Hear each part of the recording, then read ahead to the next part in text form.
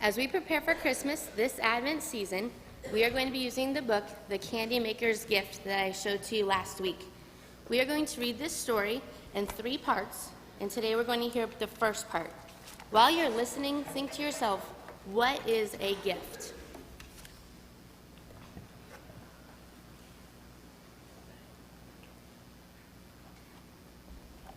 Long ago, on a cold wintry morning, a warm light glowed in the windows of a candy shop. The old candy maker shuffled to the front door and hung an open sign in the window. Then he began to prepare for another busy day. He put on his apron and added another log to the fire in the pot-bellied stove. All the while he smiled, thinking about his 7-year-old granddaughter. What can I give my Katie girl for Christmas? She's such a joy to me. I'd like to surprise her with a special gift. He reached into the bottom cabinet and pulled out a wooden chest. Unpacking a hand-carved nativity set, he carefully arranged the painted figures in his store window. The shopkeeper bustled about, cheerfully refilling the candy jars with mints, butterscotch drops, jelly beans, and candy sticks. He chuckled, thinking about how Katie and the village children. He knew every child by name, and he knew their favorite candies. Looking over his list of Christmas orders, the old man marked an X beside the name of families with children. I don't want to forget to slip an extra bag of candy into their orders. He thought. I wish I could see the children's faces light up when they find the candy surprise I've sent them. Humming a Christmas carol, he opened the cupboard and brought out an assortment of sugars and flavorings, sacks and ribbons. Suddenly, the doorbells jingled and a blast of wind and snow blew into the shop.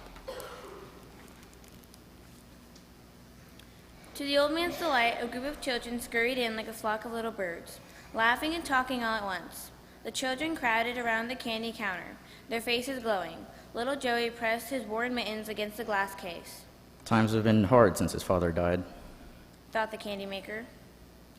The older boys and girls laid their coins on the counter and picked out their favorite treats. The shopkeeper smiled and chatted with them as he packed the candies in small bags and tied them with red ribbon. I can't wait until we decorate a tree on... Ben started, but little Chung interrupted him. I can't wait to see the China doll I get for Christmas.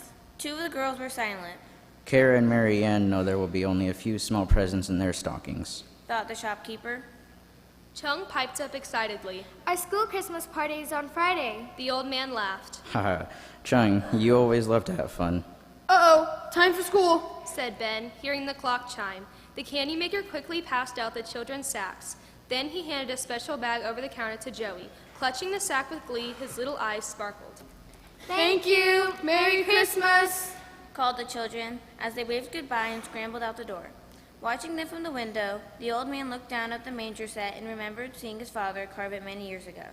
The children get so excited about the holidays. I hope they won't miss the real gift of Christmas. He thought. He walked to the back of the shop, knelt by his chair, and prayed.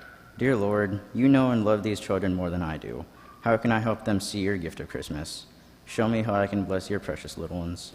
Gripping the chair, the old man pulled himself up and wiped a tear from his eyes. I need to cook another batch of candy sticks. He said, reaching for a heavy iron kettle. He measured cupfuls of sugar and syrup into the pot and lit the kitchen stove. Patiently, he stirred the candy mixture with a wooden spoon and waited for it to boil. When the syrup began to bubble, he smiled. Maybe that's what I can do. He exclaimed. I'll try making a new candy for Katie and all the children, a candy that tells about Christmas. Thank you, Lord. His eyes brightened. What flavor should it be? He wondered to himself. Katie likes peppermint. He picked up a small bottle, carefully added 3 drops to the pot, smelled the minty aroma, and said, This reminds me of the wise men's gift of spices to Jesus.